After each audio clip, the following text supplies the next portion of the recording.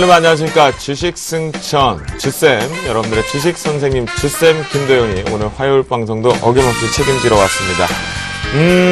그런데 오늘 이게 이제 가을이냐 겨울이냐 상당히 우리가 몸서리 칠 정도로 좀 찬바람에 예민하신 분들은 상당히 추위를 좀 많이 느꼈던 하루였던 것 같습니다. 그만큼 이게 도대체 가을인 건지 겨울인 건지 가늠할 수 없을 정도였는데요. 우리나라 시장도 해외 증시 부분의 영향에 의해서 좀 움직임들이 상당히 발빠르게 부정적으로인 시각도 좀 나오지 않았나 그런 생각이 좀 듭니다. 여러분들은 이제 가을을 넘어가는 단계라고 느끼고 계시나요? 아니면 겨울로 벌써 가고 있는 단계라고 느끼시나요? 가을이 되어도 겨울이 되어도 마찬가지일 것 같습니다. 무슨 얘기냐면요. 여러분들은 주식 승천 저희와 함께 하신다라면 9월, 10월, 9월이 지났네요. 10월, 11월, 12월까지 연말 3개월 동안은 방긋 따뜻한 봄이 되지 않을까 믿어 의심치 않는다라고 말씀드리겠습니다. 자, 오늘장 같은 경우는요. 앞에서 말씀드린 바와 같이 미국의 셧다운 자체가 언급이 되면서 이 부정적인 시그널들이 시장에 포착이 되었습니다. 그로 인해서 장중에 2010선까지 상승했던 유가증권 시장이 좀 아쉬운 부분을 도래하면서 플러스 1.91포인트 상승 마감한 1998.87포인트로 거래를 마치는 모습이었습니다. 또한 코스닥 시장 같은 경우에는요, 5포인트 정도 하락 마감한 부분이 4.54포인트 하락 마감한 530.35포인트로 거래를 마치는 모습이었습니다. 하지만 양 시장 모두 다 이 부채 한도 증액 부분에 문제점이 발생이 되면서 부채한도 부분에 예산안 합의 자체가 이제 도출이 잘못되었죠. 그 관점 때문에 셧다운 자체가 언급이 되면서 시장의 일부 투매성에 대한 매도 압박 부분들 조금 발생되지 않았나라는 생각이 듭니다. 프로그램 쪽에서는요, 1,200억 가량의 순매수 우위 쪽이 좀 보여주었던 것이 가장 특징이었고요. 역시 시장은 파생 시장의 웩도 현상의 베이시스 현상의 놀이터가 좀 되지 않았나 그런 생각이 좀 듭니다.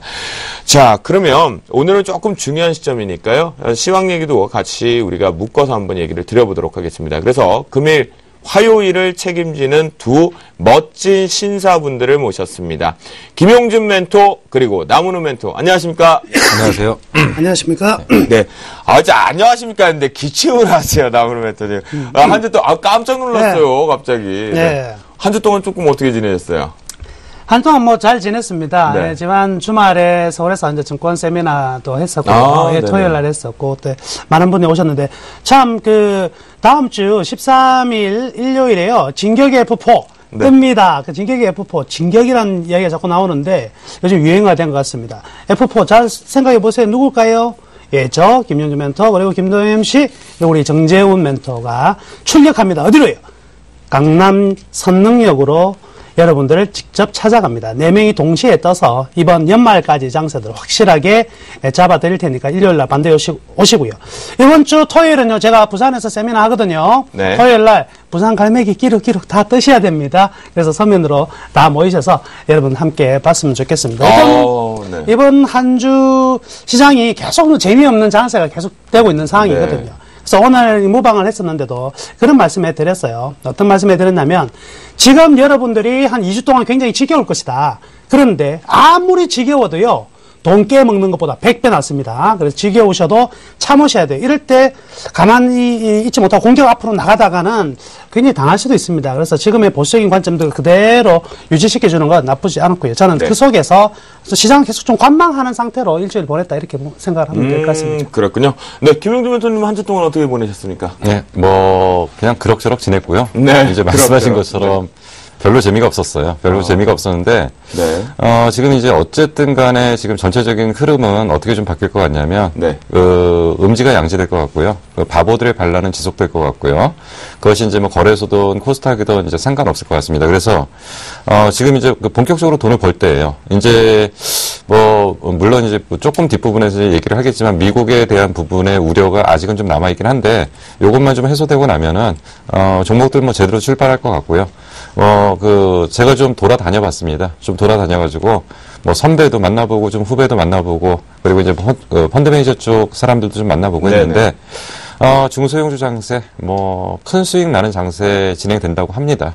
그리고 그쪽으로 대부분 지금 준비를 하고 있고요. 네. 그래서 아마 이제 대형주가 어떻게 가느냐 이제 이런 거 이제 당분간 얘기하지 말고요. 그러니까 우리 이제 본격적으로 돈 버는 게임들이 좀 진행될 것 같고 그런 상황에서 아마 이제 좋은 기회들이 좀 많이 있을 것 같습니다. 너무 조급해하지 마시고요.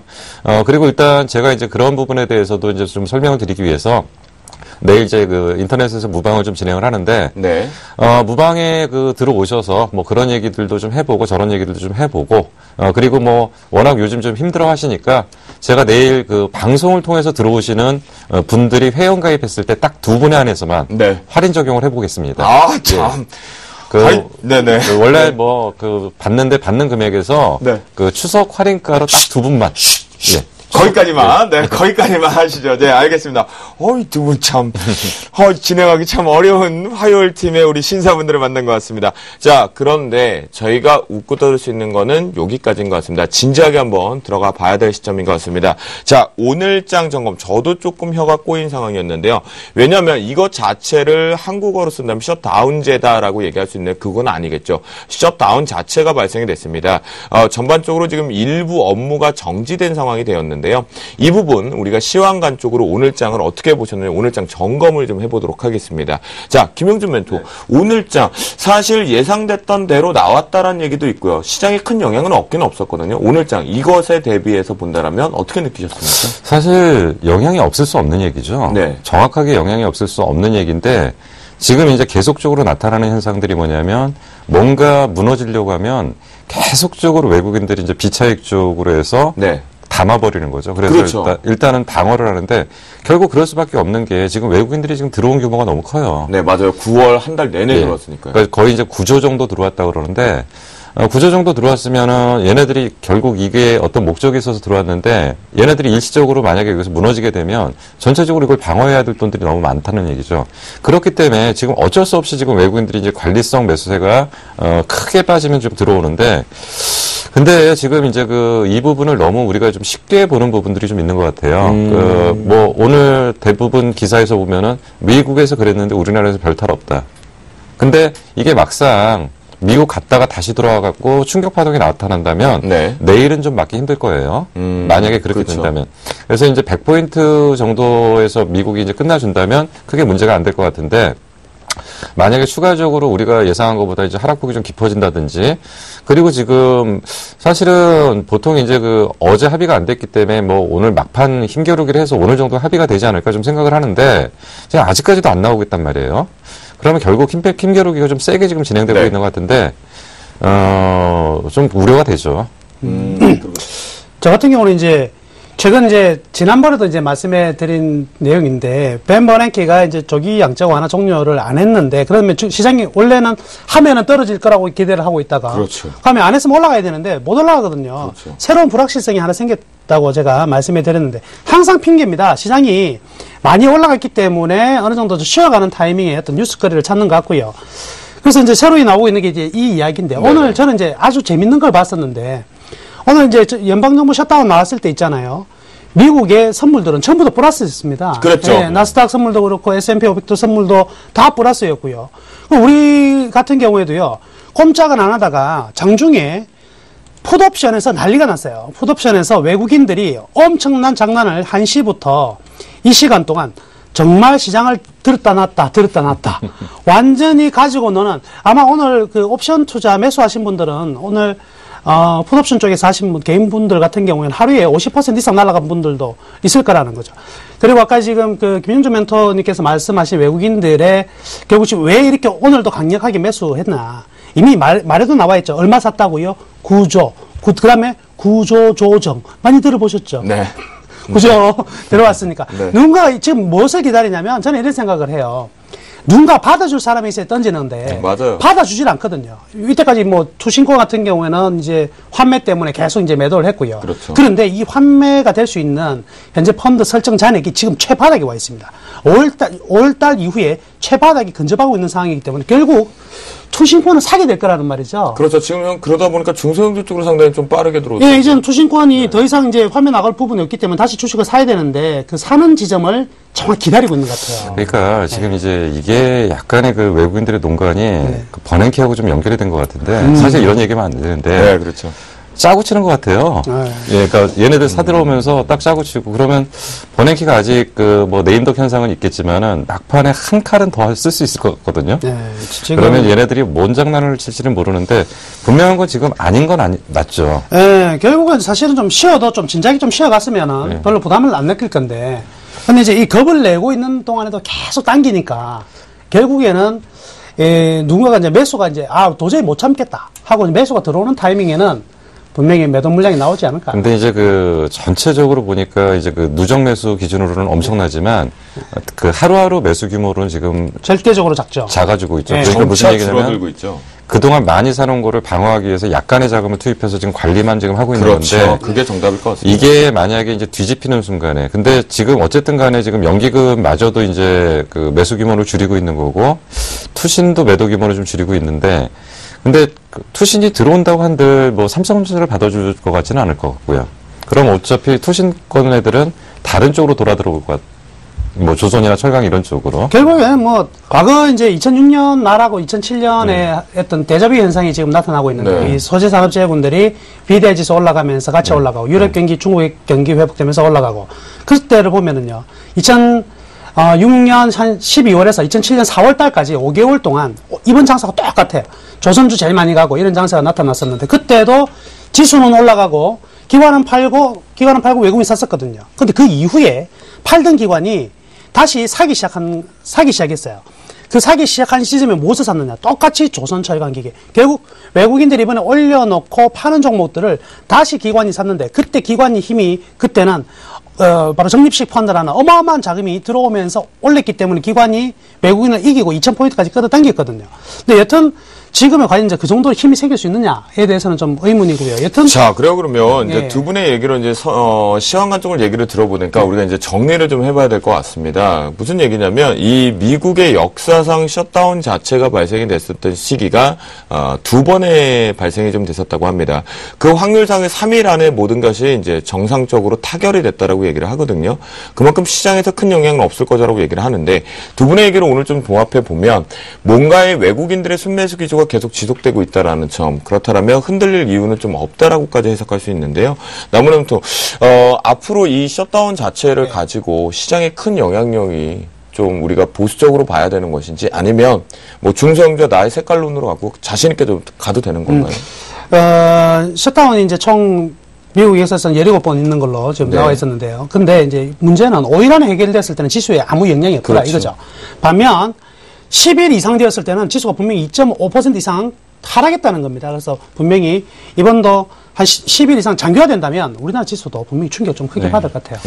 그래요. 예, 근데 이제 뭐 저는 그렇게 봐요. 이제 뭐냐면 셧다운이 발생한 것 자체만 갖고 얘기할 건 아니라는 거죠.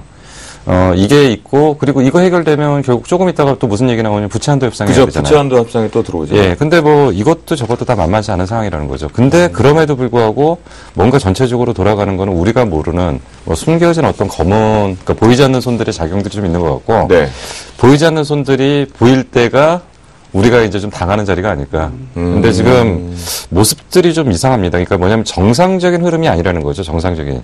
근데 이런 것들을 갖다가 이제 우리가 이렇게 해놓으면 어떤 현상이 벌어지냐면 좀 느슨해지죠. 그러니까 뭐냐면 그 위기의식을 안 느끼고 조금 좀 느슨하게. 악재에 둔감해지는 둔감해지는 그런 상황에서 거기서 한 대 맞으면 좀 충격이 큰 건데. 그렇죠. 지금 뭐 대부분 지금 증권사 보고서들 보니까 1920 정도 하단 보는 것 같더라고요. 1920이면은 최악의 경우, 그러면 이제 그게 이제 그 121선, 61선 정도 되는 것 같은데, 원래 이제 거기서 이제 1920과 2070포인트, 여기서의 어떤 향후의 움직임이 더 중요하다는 얘기죠. 네. 그래요. 정권사가 1920 간다고 계속 오게 되면 절대 안 가는데. 그러니까요. 절대 안 가면 더 좋죠, 뭐.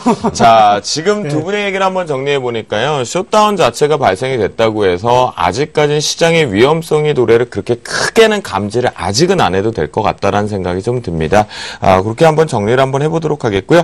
자, 지금부터 본격적으로 종목 봤나 봤다 종목 발견 신봤다 시간이 돌아왔습니다. 여러분들의 계좌를 가족분들 우리 샘플러스 가족들의 계좌를 승천시킬 그 시간 잠시 후 공개해드리도록 하겠습니다.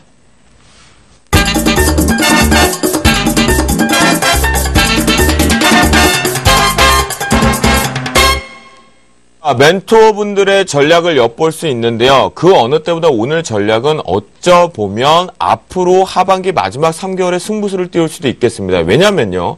시장의 셧다운에 대한 불확실성이 확대가 되면서 단기적으로 개인들의 물량들이 뺏기는 과정이 장중에 계속 도출이 되었다는 부분이겠죠. 파생시장 역시도 개인과의 디커플링, 그러니까 반대 포지션이 나오면서 개인들의 손실 구간을 가져오게끔 만들었던, 유발시켰던 부분이 일부가 좀 있었는데요. 그 부분 쪽에서 이분들은 어떤 이슈에 어떤 종목군들로 전략을 세워졌는데 김용준 멘토를 통해서 종목 발견 신봤다 지금 출발해 보도록 하겠습니다. 네, 김용준 멘토. 예. 어떤가요? 요즘 이슈 어떤 걸로 잡으셨나요? 일단은 지금 삼성이 드디어 이제 그 주머니에서 그 지갑에서 돈을 꺼내기 시작했습니다. 오호. 예.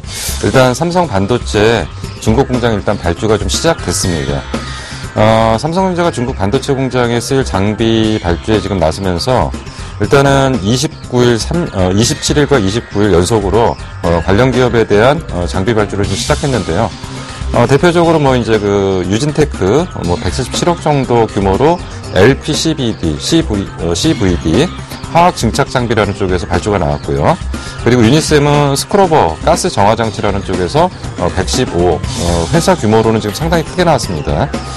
그리고 이제 바로 그 다음날 이어져서 나온 게 이제 에로티 베큐um 쪽에서 이제 156억, 그리고 원익 IPS에서는 500억 정도, 그리고 뭐 이제 기타 등등 쭉 지금 나오고 있는 상태이고요. 계속적으로 좀 발주가 좀 나오고 있는데, 삼성전자는 정확하게 중국 시안 공장에다가 어느 정도의 자금을 쏘기로 지금 예정이 되어 있냐면 70억 불. 그러니까 약 우리나라 돈으로 7조 8천억 정도. 여기에 장비 부분이 상당 부분 들어가기 때문에 아마 장비 발주가 지금 본격적으로 시작된 현재 시점에서 보면은 장비주에 대한 상당한 어떤 지금 기회가 좀 제공될 걸로 판단되고요. 그러면서 이제 삼성이 드디어 반도체 쪽에서 주머니를 열면서 다른 쪽의 그 장비 발주도 좀 이어질 가능성이 있지 않냐, 좀 이렇게 예상을 하고 있습니다. 그렇다면 이 내용에서 나온 관련 종목 신봤다 종목 언급해 주시죠. 예. 일단은 지금 이제 앞부분에서 말씀드린 게 9월 27일 날 발주가 나온 종목입니다. 9월 27일 날 발주가 나온 게 유니셈, 유진테크 두 종목의 발주가 나오면서 주가는 상당히 안정적으로 흘러갔고요. 그리고 29일 날은 테라세미콘 121억, 원익 IPS 504억, 테스 288억, 상당히 큰 규모고 이날 이 종목을 제외한 나머지 종목까지 포함한다면 하루 삼성전자에서 발주 나온 규모가 1000억이 넘어가는 규모가 발주가 나오고 있습니다. 그렇군요. 야, 얘기를 좀 들어보니까 드디어 이제 출격 앞으로 지갑을 풀었다라는 건 이제 실적의 중소형주 쪽에 상당히 긍정적인 부분을 하반기 기대를 해보시는 위치가 될 것 같은데요. 내년 상반기까지도 실적에서는 상당히 좋은 모습을 보일 것 같은데요. 자, 그렇다면 우리가 이 5 종목 중에서 탑 종목 한 2개 선 정도의 전략까지 한번 들어볼까요? 지금 이제 그 반도체 공정이라는 거는 뭐 이제 전공정, 후공정 뭐 여러 가지 공정들이 좀 진행되기 때문에 그 어느 한쪽에 치우쳐서 볼 수는 없습니다. 그렇기 때문에 장비 발주 쪽에서 대부분 다 이제 수혜가 좀 예상이 되는 건데, 주가 움직임에서는 최근 가장 강하게 움직이는 건 이제 유니셈입니다. 잠깐 차트를 좀 보여드리면요. 네. 그럼 좋네요. 예, 첫날 발주 나왔다는 얘기 나오면서 상한가 들어갔고요. 그 다음날도 장중에 좀 흔들렸다가, 뭐 오늘 사실 장 분위기가 좀 좋지 않았죠. 좋지 않았음에도 불구하고, 지금 움직였고. 그리고 뭐 이런 종목들은 지금 거의 움직임 폭이 없는 상태에서 이제 바닥권에서 출발하는 거기 때문에, 이런 장비 발주에 대한 직접적인 수혜가 아주 민감하게 반응을 하는 거고요. 이제 뭐 유진테크나 이런 것들 같은 경우에는, 워낙 이제 그 회사 규모가 좀 있기 때문에, 이런 것들이 이제 뭐 상한가로 직결하거나 이러지는 못하지만 이런 것들이 서서히 이제 이제 표현이 돼서 주가에 좀 움직이는 좀 흐름들이 좀 나타날 거고요. 네. 그리고 그 규모 면에서는 가장 크게 나왔던 게 이제 원익 IPS 쪽입니다. 이제 원익 IPS 쪽도 이러한 것들이 좀 반영되면서 좀 안정적인 좀 움직임을 보이는데, 제가 볼 때는 이렇게 보입니다. 이게 뭐냐면 아까처럼 유니센 같이 좀 가벼운 종목들은 빠르게 움직일 가능성이 크고요. 조금 이제 그 무게가 있는 종목들은 이런 부분들을 점진적으로 반영해서 꾸준하게 우상향하는 패턴들을 좀 나타낼 가능성이 있고, 그렇기 때문에 오늘 같은 장에서도 뭐 장이 좀 흔들리는데도 불구하고 종목들이 좀 상당히 안정적으로 움직이지 않았나 좀 판단을 할 수가 있습니다. 그럼요, 김영주 멘토. 자, 지금 같은 경우는 이제 유니셈 같은 경우 워낙 바닥권에 있다가 이제 강한 급등세로 재료와 함께 노출이 된 거잖아요. 이런 종목군들을 지금 추격 매수해도 될까요? 추격 매수가 가능한 거죠. 왜냐하면 이거는 거꾸로 보면 이제 신호가 나온 거고, 그리고 이제 추격 매수라는 게 이제 아무 내용 없이, 어쨌대더라가 아니고. 묻지마 카더라 통신. 예, 네. 그런 게 아니고 실제 나왔고요. 네. 그리고 이제 중국 시안 공장이 결국 이제 그 스마트폰 관련 쪽의 부분을 이제 확대하는 쪽에서 투자가 되는 부분인데. 네. 70억 불이면은 8조 정도 가까운 규모죠. 그 중에서 공장은 웬만큼 다 지어놓은 상태에서 장비 발주가 나오면은 이거는 뭐 1, 2년 한 1, 2년은 먹고 사는 정도의 장비 발주가 계속 나올 거기 때문에. 그리고 이제 삼성의 특징이 뭐냐면 줬돈데 계속 주거든요. 네네네. 때리면. 예. 근데 지금 워낙에 사실 유니센 같은 종목은 제가 이제 보니까 네. 이런 종목은 지금 빵 상한가가 나오고 터지지 않는 이상은 아예 살 수가 없는 거네요. 그렇죠. 예, 맞아요. 바닥에서 산다는 것은 뭐 귀신이 아니면 시장에 노출될 때만. 네. 인기. 그러니까 이런 종목들은 이제 뭐 거래가 터질 때 매매하기는 좋은데 거래가 딱 줄어드는 점에서는 반드시 팔고 나오는 게 나을까. 안 그러면 너무 이제 장기간 그런 경우가 있어서 매매 좀 감각이 있으신 분들은 여러분 종목 가지고 수익 내긴 아주 좀. 자, 그래요. 그러면은 이 장비 발주 수주 때문에 이제 수혜주 자체를 지금 우리 김영준 멘토 한번 읽어볼 수가 있었는데요. 자, 이 중에서라도 이번 하반기에 이 종목만큼은 조금 만약에 뭐 좀 애누리 있게 좀 디스카운트 됐을 때, 싸졌을 때 살 수도 있는 부분이긴 하지만 만약에 넣으신다라면. 저는 지금 이제 장비 발주 쪽에서 이제 반도체 장비 쪽도 있지만. 네. 추가적으로 이제 디스플레이 쪽 장비 발주 쪽을 좀 기대를 하는데요. 네. 지금 이제 말도 많고 탈도 많은 그놈의 A3 라인. 네. OLED A3 라인. 뭐 오늘 뭐 대충 체크를 해보니까, 지금 기업체들은 사실 삼성에서 입을 다물고 있어요. 삼성에서 이제 아무 소리 안 하고 있는데, 네. 입을 다물고 있는데, 담당자들을 조금 꼬셔서 좀 물어보니까, 네. 얘네들은 곧 기대를 하고 있는 것 같더라고요. 그래, 이제 드디어 이제 여는 겁니까? 그러니까 어쨌든 저는 지금 이제 요거를 이제 그거랑 좀 맞물려서 봐야 되는데. 어떤 거요? 삼성이 이제 해처 모여를 했잖아요. 네네. 해처 모여를 했는데 저는 거기서 분명히 삼성이 좀 장난을 좀 칠 거라고 보거든요. 왜냐하면 삼성전자를 가지고 이재용 체제로 가는 체제는 너무나 비용이 많이 들기 때문에. 네. 그래서 이제 에버랜드를 중심으로. 그룹 얘기 지금 많이 나오고 있잖아요. 지분 개편 쪽으로. 해처 모여하는데. 네. 거기서 이제 실질적으로 이제 삼성전자는 황금의 제국에서처럼, 일정 부분 그러니까 일정 부분의 어떤 사업의 우량 사업권들을 점점점 어딘가로 이전을 하면서 약간의 지분 구조 재편 작업을 좀 할 가능성이 좀 있다라고 좀 판단이 되고, 네. 저는 개인적으로 거기에서 어떤 종목으로 밀지를 대충 계산을 하고 있습니다. 그래서 그쪽이 아마 향후 삼성의 주력 기업이 될 가능성이 있어 보이고요. 제 미쓰리 아이디 이따가 알려드릴게요. 네. 같이 읽은 좋은 거는, 네. 예전에 이재용 씨 에버랜드 12 네. 관련해가지고 사고 막 이제 터지고, 결국 이제 삼성의 최고 이제 핵심 사업부라고 볼 수 있는 삼성 SMD 같은 경우에는 결국 이제 거의 이재용 씨 산하에 그렇죠. 있다고 봐야 되죠. 돈 되는 거는 지금 전부 다 가지고 있는 상황인데, 여튼 이번 반도체 발주도 그렇고, LCD 관련된 발주도 네. 보면, 삼성전자는 저는 밥통 회사 같아요. 뜸을 너무 많이 들여요. 뜸 들이다가 기다리는 사람 지쳐가지고, 손절하고 나면 그때부터 도망가는. 그래서 죽이는 기업도 많습니다. 예. 너무 발주를 지연시켜갖고. 그러니까요. 양산 승인을 해놓고, 이제 할 수 있게 라인까지 증설을 했는데, 공급이 안 되는 회사도 너무 많아졌고요, 사실 삼성. 그래서 라인 깔아놓고 기다리다가 부도난 회사도 많죠. 그러니까요. 정말 무서운 회사입니다. 네, 알겠습니다. 자, 그러면 삼성전자 중국 반도체 쪽의 공장 따른 이 장비 발주에 대한 수혜주들을 좀 찾아봤는데요. 5종목이 발견이 됐습니다. 하지만 유닙센과 같이 단기적인 트레이딩에 강한 급등세가 나오는 것은 거래량이 수반되면서 음봉이 떨어지거나 또는 추격 매수했을 때 거래량이 수반되지 않는다라면 차익 실현으로 빨리 빠져나오자라는 의견을 주셨고요. 김영주 멘토는 오히려 이 반도체 장비 쪽보다는 디스플레이 장비 쪽을 조금 눈여겨봐야 되지 않나라는 우리가 엿볼 수 있는 시간이 아니었나라는 생각이 듭니다. 자, 그러면 나무로 멘토 이에 맞서는 어떤 이슈로 어떤 종목을 전 또한 궁금하거든요. 두 분 화요일의 신사들 되게 기대가 됩니다. 예, 감사드리고요. 주식 격언에 보면 대중의 뒤안길에 꽃길이 있다. 이런 격언이 있습니다. 네네. 즉, 사람들이 전부 다 이제 2차 전지만 보고 있는데 2차 전지 말고 이런 게 있더라. 사실 이런 게 숨어 있는 부분이라고 생각 들어서. 저 그런 거 되게 좋아하거든요. 듣고 싶습니다. 빨리 시작해볼까요? 뉴스가 나왔습니다. 네. 자, 무슨 이야기냐면 수소연료, 전기차 이야기를 다시 한번 할 수 있게 되었네요. 자, 오늘 이슈로 말씀해 드리겠습니다. 일본 종합 엔지니어링 회사인 지요다 화공건설이 세계 최초의 수소연료용 대형 공급기지를 2015년 가와사키시에 건설한다고 니온 게이자이 신문을 통해서 우선 보도를 했습니다. 자, 국내 같은 경우에는요, 최대 규모의 수소 스테이션이 이미 완공돼가지고 오는 2일에 준공식을 앞두고 있는 상황이고요.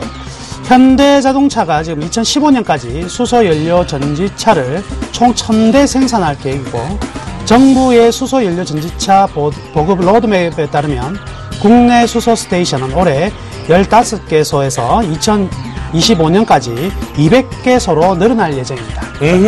수소전자. 자, 그럼 관련주 공개해 주시죠. 신바타 종목. 신바타부터 좀 공개를 하면 되겠습니다. 네. 예, 신바타는요, 제일 먼저 우리산업, 그리고 EM코리아, 그리고 필코전자, 그리고 뉴인텍, 성문전자, GMB코리아 이렇게 될 수 있겠는데요.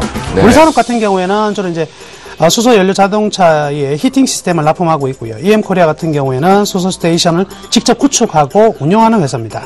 필코전자 같은 경우는 필름 캐패시터를 개발하고 있는 업체고요. 뉴인텍은 인버터용 콘덴서를 독점적으로 공급하고 있는 회사입니다. 기타 이제 다른 회사들은 좀 추가적인 설명을 따로 할 것이고요. 네. 최근에 이제 나오고 있는 이 수소연료 전기차 관련 뉴스들이 좀 있는데요. 네네. 요걸 가지고 이렇게 하나의 업종을 한번 좀 살펴볼 필요가 있을 것 같습니다. 네네. 자료가 준비가 되면 보실 수가 있겠는데요. 일단 유럽에서 2020년까지 수소연료 전지 분야에 대해서 14억 유로를 투자하기로 먼저 결정이 되었고요. 네. 미국 같은 경우는 캘리포니아 주정부에서는 2050년에 자동차 판매량의 전체 50%는 수소연료 전기 차량이 될 것이다. 이렇게 지금 하고 있습니다. 네비건트라는 이제 업체 리서치 회사가 있는데요. 수소연료 전지 분야에서는 아주 의미 있는 이야기를 했어요. 세계에서 현대차 그룹이 확고한 일이다. 그래서 클리어 리더라는 표현을 쓰면서 한국 현대차 기아차 그룹에 대해서 수소연료 자동차의 선봉적 위치를 앞으로도 계속 달려갈 것이다. 이렇게 이야기를 하고 있고요. 현대차 그룹 아까도 말씀해드렸지만 2015년에 1000대지만 2018년에는 10,000대 이상의 양산 계획을 가지고 있는데, 여러분 요즘에 테슬라가 주가가 지금 그 시가총액이 20조를 넘었었거든요. 그럼 테슬라 같은 경우에는 지금 연 생산 대수가 2만 대 정도밖에 안 되거든요. 근데 수소연료 전기 자동차와 본격적인 전투가 이제 시작될 상황이다. 이렇게 볼 수가 있겠습니다. 자, 일본이 이런 대형 수소 공급 기지를 건설하는 이유가 반드시 있을 것이라고 판단을 해도 될 것 같고요. 어허, 그렇군요. 자, 그래서 처음 보시는 분들 위해서 이게 지금 친환경차의 개발 현황에 대해서 자료를 하나 준비했는데요. 네. 제일 왼쪽에 보시는 그림이요. 일반 가솔린 자동차에서 전기차를 합성한 하이브리드라고 얘기를 하죠. 하이브리드가 나오고, 그래서 하이브리드 업그레이드 판이 플러그인 하이브리드가 나와 있습니다. 이 두 개는 이제 일반적으로 우리가 휘발유와 전기를 같이 쓴다 이렇게 보시면 되고요. 그 세 번째 나와 있는 게 바로 전기차입니다. 모터만으로 가고 있는 전기차, 테슬라 같은 그 자동차 될 것이고요. 제일 오른쪽에 있는 게 바로 수소연료 전기차인데, 전기차와 수소연료 전기차의 차이점은, 전기차는 배터리에 전부 다 충전해서 전기만으로 갈 수 있는 차고요. 수소연료 전기자동차는요, 배터리도 있어요. 저장할 수 있는 저장장치가 있는데, 수소를 항상 가지고 다니다 필요할 때만 전기를 만들었었어요. 이 부분이 이제 가장 네네. 큰 차이점이라고 볼 수 있겠습니다. 네. 그런데 이제 향후 이제 이 전기차가 과연 이길 것이냐, 수소연료 전기자동차가 이길 것이냐에 대해서 정확한 답은 나와 있습니다. 수소연료 전기차가 확실히 승산이 훨씬 크다. 그래서 일본 같은 경우에도 지금 도요타 같은 경우에도 하이브리드 다음에 바로 수소 연료로가 지금 가고 있는 상황이거든요. 그래서 연료 전지 자동차 전기차가 중요하지 않게 생각할 수도 있겠네요. 예, 그래서 전기차가 가지고 있는 조금의 이제 뭐 한계가 있습니다. 리튬 이온 배터리가 가지고 있는 한계인데요. 일단 에너지 밀도가 굉장히 좀 효율성이 좀 떨어져서 너무나 무겁고 또 비싸요. 첫 번째는 리튬 자원이라는 게 또 한정이 되어 있고 그러다 보니까 이 뭐 지역적인 문제도 발생할 수 있고요. 그리고 가장 큰 문제는 이거 같습니다. 충전 시간이 너무 길어요. 전기차는 4시간을 충전을 해야 되고 이 급속도를 이용한 급속 충전을 급속 충전하더라도 80%를 충전하는데 30분이 걸립니다. 이 부분이 굉장히 좀 문제가 될 수 있는 부분이 되고요. 반면 수소 연료 전지 차량 같은 경우에는요. 자, 이런 부분에서 가솔린보다는 떨어지지만 리튬 이온보다는 훨씬 더 나은 상황이고요. 이번 투싼 같은 경우에 3분 충전해가지고 594km 주행했거든요. 3분 충전해서요? 네, 굉장히 빠르고요. 다만 이제 문제가 있습니다. 배급 촉매가 필요한데 이거 배급 촉매가 한 대당 들어가는 가격이 1,000만 원이 들어가요. 비싸요, 비싸. 이거 제가. 비싸요. 그래서 지금 투싼 같은 경우에는 한 대 얼마 팔리고 있냐? 1억이거든요. 그래서 양산 체제가 되기 전까지 분명히 좀 아직까지 꿈만 가지고 있다 이렇게 볼 수가 있겠지만은요. 그렇지만 양산 체제로 가는 동안에 우리나라가 이제 수소 연료 전기차 시장의 세계를 석권할 수 있는 글로벌 리더가 될 수 있는 분명히 가능성은 충분히 있다. 제가 이 레이싱 할 때 이 백금 촉매를 레이싱 버전으로 많이들 끼는데요. 해외 버전은 너무 비싸요, 솔직히. 그것도 써요? 예, 그걸 쓰는데 저희가 이제 튜너블 헤터 들어갈 때 이 백금 촉매 쪽을 쓰는데요. 와, 이게 이제 이렇게 큰 용량으로 들어간다. 어마어마하네요. 자, 그러면 이제 관종 종목군들 중에서 우리가 좀 흐름을 한두 개 정도 좀 살펴볼까요? 예. 저 같은 경우는 제일 먼저 지금 최근에 워낙 눈에 띄는 종목군들이 꽤 있더라고요. 우리 산업 같은 경우에는요, 뭐 지금 끝도 없이 가고 있습니다. 끝도 없이 너무 많이 가요. 이제 우리 산업인데 우리는 안 썼어요. 우리 산업 너무 잘 가고 있는 상황인데, 그런데 지금 이 중요한 부분은 우리 산업 같은 경우 추격을 하는 게는 분명히 부담스러운 자리겠지만 개인적으로 계속 이제 관심을 가지고 있는 종목 중에 하나가 EM코리아입니다. EM코리아 같은 경우에는 현재 오늘 같은 경우에 장중에는 한 2% 플러스 했는데 지금 끝나고 나서 보니까 한 6%까지 강한 상승이 나타났는데 EM코리아 같은 경우에는요. 결국 우리나라 이제 수소 스테이션이 이제 계속 만들어져야 되는데 여기를 직접 구축하고 운영하는 가장 밀접한 종목이거든요. 그래서 EM코리아 같은 경우는 정말 오래된 테마군에 붙었던 종목이었죠. 네, 처음에는 그냥 단순히 뭐 자동차만 했었는데 이 수소 연료 전기차 관련해 가지고 가장 관심 있는 종목이 이런 종목이 충분히 될 수도 있을 것 같습니다. 수소 연료 전지하니까 그게 생각나요. 그 터미네이터에서 그 터미네이터 운전을 하다가 이거 에너지 하나가 고장 나가지고 뜯어서 던지는 거 혹시 생각나시나요? 차에서. 모르겠어요. 그러니까 그때 이제 터미네이터가 양쪽에다가 두 개의 수소 전지를 갖고 있다가 하나가 고장 나니까 이제 뜯어서 던졌는데 엄청난 폭발력을 보였거든요. 예, 맞습니다. 그런데 이제 그 수소 연료 전지가 제일 좋은 거 다 알죠. 그러니까 뭐냐면 전기차보다도 수소 연료 전지가 마지막 가야 될 길은 다 아는데 문제는 뭐냐면 저장 방법이라는 거죠. 저장 방법인데 제가 이제 현대 기아차 다니시는 분한테 그 얘기를 들었어요. 그러니까 무슨 얘기를 들었냐면 현대 자동차는 갈 길이 그 길이라는 얘기는 했는데 이놈의 저장 장치를 나사에서도 아직 개발을 못했다고 그러대요. 안전 장치에 대한 부분은. 그래서 그 부분이 결국 풀어야 될 문제고. 이제 아까 똑같이 말씀하신 게 이제 전기차도 리튬이온 전지의 한계가 분명히 있고 수소도 지금 바로 못 가는 게 이제 그런 문제들이 있어서 이쪽이든 저쪽이든. 근데 이제 어쨌든 간에 이제 이게 뭐냐면 싸움이거든요. 뭐냐면 일본에서는 하이브리드에 대한 모든 특허권을 갖고 있는 거잖아요. 그리고 이제 딴 데 독일 같은 경우 그러니까 그런 데를 우회해서 가려고 전기차 쪽으로 가는 거고. 그러다 보니까 또 이제 현대자동차는 다 뺏겼거든요. 하이브리드도 뺏겼고 전기차도 뺏겼기 그래서 없었죠, 사실은. 그래서 바로 수소로 이제 넘어가 버린 거고. 맞아요. 그래서 결국은 이게 이제 누구께 되느냐가 이제 문제인데 기술의 마지막 완성은 수소인 건 다 알아요. 근데 결국 이제 수소도 이제 풀어야 될 문제를 어떻게 풀 거냐. 제일 큰 문제가 진짜 역시 안전성의 문제. 이 안전성 문제 같은 한국 원자력 연구원하고 같이 연구를 하고 있고, 뭐 이런 부분이 있고요. 항상 문제가 됐던 게 비용인데, 지금 테슬라에 자동차에 들어가는 배터리도 2천만 원이거든요. 그러니까 워낙에 지금 비용 문제는 서로가 다 이제 풀어가야 될 내용인 것 같습니다. 여튼, 현대차는요, 어쩔 수 없이 수소 연료 전지차를 분명히 택했을 것인데, 분명히 거기에서 희망을 찾을 수도 있다. 이제 앞으로 저는 현대차를 다시 한번 매수를 해야 될 타이밍이 분명히 나올 것인데 조만간에 그때 앞으로의 성장은 바로 이러한 기대치 가지고 될 수 있을 것으로 일단 보고 있습니다. 그래요. 결국은요. 오늘 이 신사분들하고 얘기를 하다 보면 시간이 무슨 누가 이렇게 이게 달고 있는 것 같거든요. 두 분 다요. 네. 약속해 주세요. 공개 방송 샘플러스에 공개 방송 하실 때 이 얘기 좀 싹 풀어주세요. 김영준 대표님 아시겠죠? 네. 두 분하고 얘기하다 보면 전 시간 가는 줄을 모르겠어요. 남은 대표님 아시겠죠? 네, 오늘 안 그래도 공개 방송 때 이제 수소 연료 정차 얘기 많이 이야기를 많이 했거든요. 다음 주에도 또 깜짝 선물이 있으니까 다음 주 공개 방송 나와주세요. 네, 알겠습니다. 나와주세요 하셨습니다. 나를 웃겨라고 했던 김영준 멘토님 내일 가서 웃기셔야 될 것 같겠고요. 자, 저희가 종목 봤다, 신봤다를 여기서 마무리 한번 지겠고요. 본격적으로 여러분들의 계좌를 승천시킬 과연 이 이슈에 그리고 핵심 종목이 있을지 아니면 새로운 종목이 들어올 것인지 승천주 시간 지금부터 시작합니다.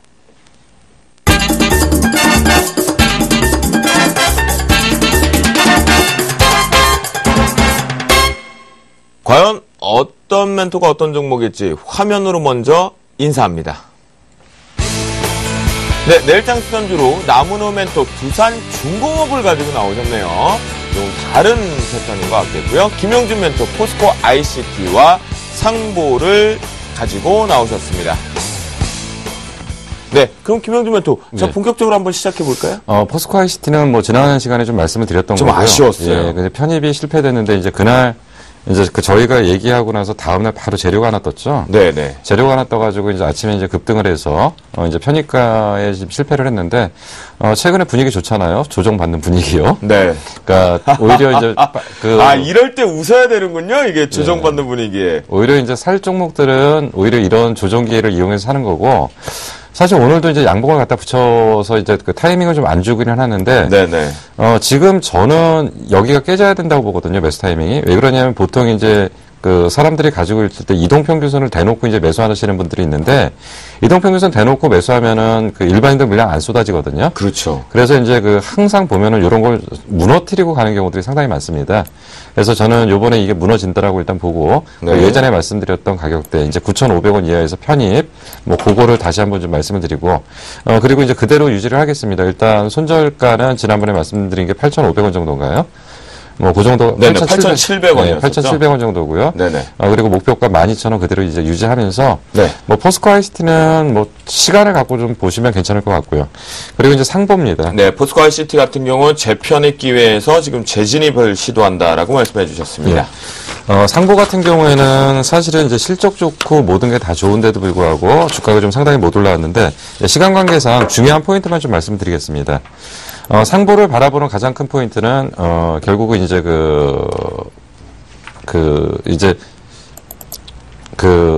이쪽에 뭐를 좀 봐야 되냐면, 네네. 이제 ITO 필름을 좀 대체할 수 있는, 그런 부분들을 좀 봐야 되는데, 네. 보실 때, 요럴 때 센스는 F5를 누르시면, 네, 재미나는데, F5를 누르시면 돼요. 우리는 F4잖아요? 그래서 방송일 때는 F5를 누르시면 됩니다. 네. 상보라는 종목을 바라볼 땐 딴 거는 다 이제 그 기업 내용들을 이제 찾아보시면 되고요. 이제 상보는 두 가지 포인트로 보시면 됩니다. 최근에 이 기술 때문에 상당히 인정받았죠? 예, CNT라고 그러는데 이제 이게 탄소 나노튜브라고 하는 건데, 탄소 나노튜브가 꾸며물질입니다. 그러니까 예전에 이제 과학 카페나 이런 데 어떤 TV들을 보니까 지구에서 우주까지 사다리를 놓는다면, 엘리베이터를 놓는다면, 가장 가능한 합금 재료가 탄소 나노튜브라고 그러더라고요.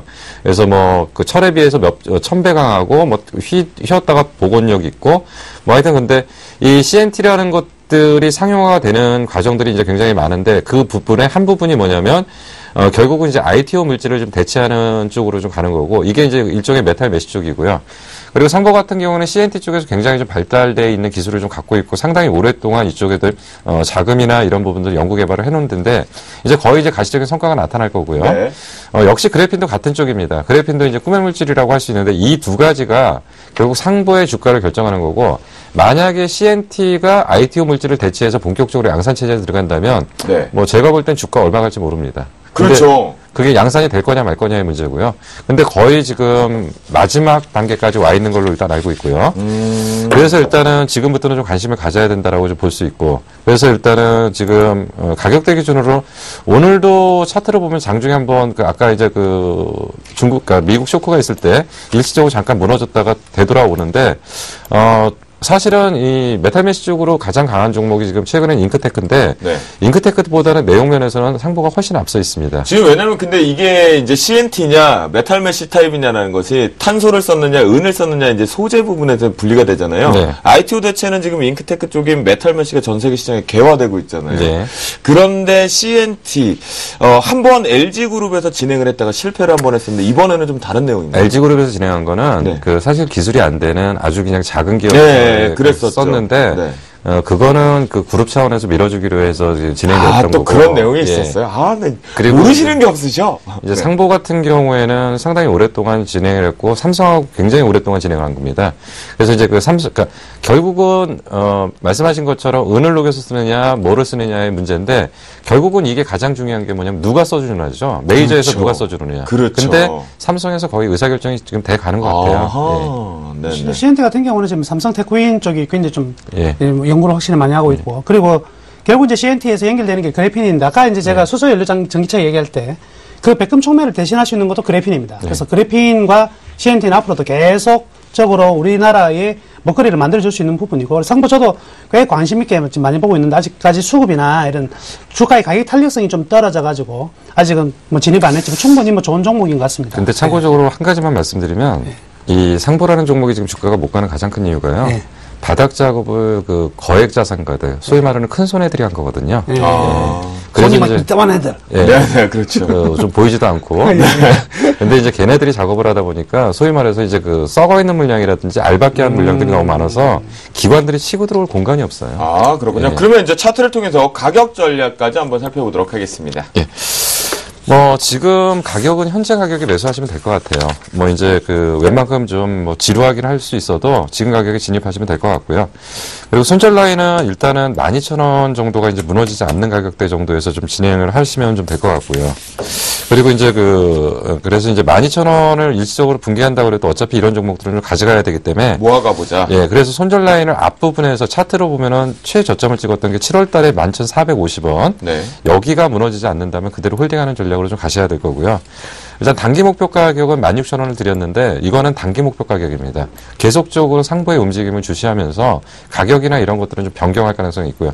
그리고 상부의 가장 결정적인 부분들은 결국 언제 상용화가 되느냐인데 상부는 지금 미래의 성장성을 제외한 현재의 실적만 갖고도 충분히 주가는 바닥권이라고 볼 수 있습니다. 이미 지금의 실적 갖고도 충분히 바닥일 수 있다. 상당히 매력적인 마지막에 문구이지 않나, 집중적으로 좀 봐야 되지 않나라는 생각이 듭니다. 자, 그러면 나무누멘토의 종목을 우리 승천주로 한번 들어보도록 하겠습니다. 예, 저는 두산중공업 가져왔습니다. 사실은 계속 지금 거래소에 종목 살만한 게 참 마땅치가 않아. 여러분도 똑같은 고민 하실 것 같습니다. 오늘 하루 종일 모방하면서도 같이 참여하신 분들한테 여러분 살 게 보이십니까? 정말 보이지도 않고 그렇다고 내 종목이 가는 것도 아니고 이런 상황이거든요. 그래서 참 고르기가 쉽지 않지만 그래도 지금 두산중공업의 상태라면 상당히 좋을 것 같습니다. 여러분도 아시다시피 주단조, 원자력, 화력 등의 이제 발전 설비와 그리고 해수 담수화 유명하죠. 예, 플랜트 그리고 같은 중장비 엔진들을 생산하는 업체인데요. 이 해수 담수화 사업을 넘어서서요. 이제는 수처리 시장까지 계속 진입을 추진하고 있습니다. 매출은 역시 두산 인프라코어 그리고 발전 부문 그리고 건설 엔진 등의 순으로 이제 구성이 되고 있는데요. 이번 2분기 실적 굉장히 좀 별로 안 좋았어요. 많이 안 좋지는 않았지만 기대치에서 상당히 떨어졌는데 이 상반기에 수주 실적이 2조 2천억밖에 되지 않습니다. 그래서 굉장히 좀 수주가 작았다. 그러나 여기서 의미 있는 부분은요. 철저히 수익성 위주로 수주를 들어갔거든요. 그렇기 때문에 상당히 좋았고요. 이미 그리고 하반기 수주 목표가 재밌습니다. 올해 상반기 수주가 2조 2천억이라고 그랬는데 하반기는 8조예요. 야, 이 부분 베트남부터 국내 원전 전부 다 수주 예상되어 있는 사항입니다. 실적 지표를 안 볼 수가 없겠는데요. 네. 보시면 2013년을 기점으로 이 초록색만 보시면 됩니다. 초록색 부분이 단기순이익인데 그렇죠. 단기순이익이 2012년을 바닥으로 2013년 급증, 2014년까지 이어지는. 그래서 오늘 제가 계산을 해보니까요. 네네. 자, 추정 BPS가, 즉, 주당 순자산이 얼마 나오냐면 53,000원 나옵니다. ROE가 이제 6.13%인데, 네네.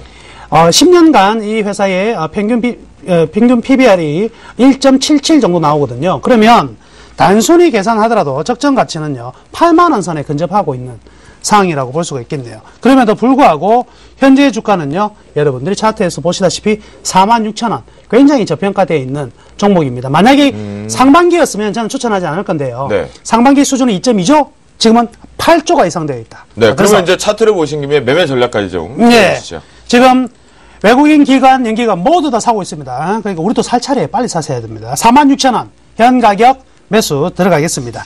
목표가는 53,000원으로 다소 좀 높게 잡겠습니다. 53,000원 가격까지 계속해서 보유하시면 될 것 같고요. 손절매는 41,000원, 41,000원으로 41,000원을 하회하거나 터치할 경우에는 손절매를 고려하시는 게 좋을 것 같습니다. 네, 그래요. 알겠습니다. 내일장 승천주로 김용준 멘토의 포스코 ICT 재편입 시도하겠고요. 상보 잘 보자라는 마지막 문구 상당히 매력적이었다라는 생각이 좀 들고요. 김용준 멘토님하고는 이 IT 소재 관련들고 얘기를 나눌 때마다 전 좀 많은 것을 얻어가지 않나라는 생각이 좀 듭니다. 나무노 멘토의 두산중공업이었으니까요. 여러분들 잘 확인해 보시고 힐링 하시면 좋을 것 같겠습니다. 자, 본격적으로 우리 멘토분들의 포트폴리오 점검 시간 들어갑니다. 네, 포트폴리오 운영 원칙에 보시면 우리가 매수가를 제시해드립니다. 플러스 마이너스 3% 밴드에 적용해서 들어간다는 거 확인해 보실 수가 있겠습니다. 최명성 멘토의 포트폴리오입니다. 현재 세 종목이 포트에 들어와 있는데요. 차바이오엔이 오늘 1,600원에 오늘장에 편입을 성공해서 세 종목 모두 다 보유 의견 주셨습니다. 다음은 정재훈 멘토의 포트폴리오입니다. 락앤락과 하레이몰딩스가 포트에 들어와 있는 모습인데요. 오늘장 아무래도 좀 아쉬움이 있었죠. 하지만 지금 보유 의견 주셨습니다. 다음은 나무노 멘토의 포트폴리오입니다. 현재 한국전력의 포트에 들어와 있는 모습인데요. 오늘 부분에서 보유 의견을 좀 주셨습니다. 네, 승천주로 두산중공업을 아래와 같은 전략으로 편입 시도 내일 한다라고 말씀드리겠습니다. 김영준 멘토의 포트폴리오입니다. 포스코 ICT가 편입 실패를 했죠. 재편입 시도한다는 거 앞에서 말씀드렸는데요. 본격적으로 승천주 내일 시도 종목들을 다시 한번 살펴보겠습니다. 포스코 ICT 보시면 재편입 시도니까요. 같은 전략적으로 눌림, 애누리 있게 좀 싸게 사자. 이럴 때가 기회다라고 주셨으니까요. 전략 잘 이행하시면 좋을 것 같겠고요. 상보, 현재의 매수가 13,150원 플러스 마이너스 3% 밴드에 적용해서 목표가 도달 16,000원을 시도, 내일 편입 시도합니다. 다음은 이호열 멘토의 포트폴리오를 확인해 보겠습니다. P&E 솔루션이 포트에 좀 들어왔는데요. 오늘 장에서 이제 5% 급락 여파를 발생이 되었지만 보유 의견 주셨습니다. 양순모 멘토의 포트폴리오입니다. 한미약품 RF텍이 포트에 들어와 있는데요. RF텍이 포트에 편입이 성공했네요.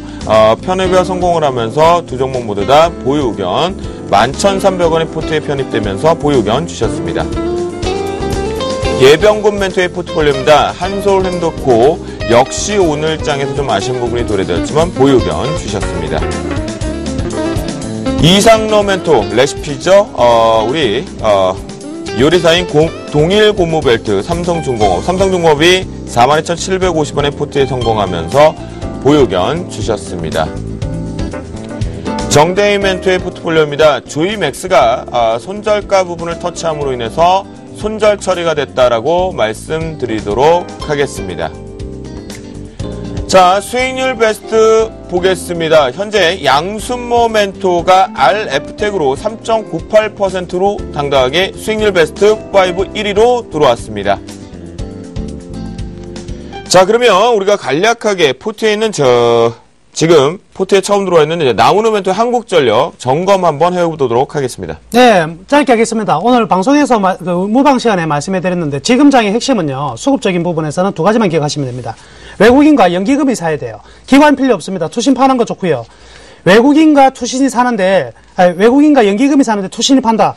투신의 지금 펀드 설정 잔고가 바닥이라 그랬죠. 다시 투신이 들어오면 이런 종목들이 많이 가게 되는데 지금 보시면 오늘도 한국전력은 연기금과 외국인들의 매수 이어지고 있는 흐름입니다. 그렇기 때문에 계속해서 보유하셔가지고요. 연말까지 좋은 수익률 만들어내실 수 있다. 이렇게 말씀해드리겠습니다. 그래요. 한국전력 같은 건 지수와 연동 없다. 좀 잡아보자라는 얘기를 주셨습니다. 자, 오늘 함께 해주신 우리 화요일 신사 김용준 멘토, 나무로 멘토 감사합니다. 네, 감사합니다.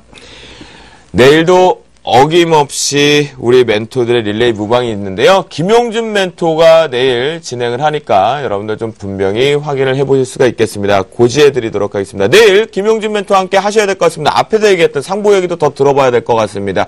수학의 계절 10월, 11월, 12월이 기회다라는 얘기와 함께요. 전략 공개해 주시니까요. 내일 샘플러스로 오전 8시 30분 들어오시면 좋을 것 같겠습니다. 네, 나무로 멘토가요, 부산 강연을 합니다. 10월 5일부터 6일 일요일에서 나무로 멘토.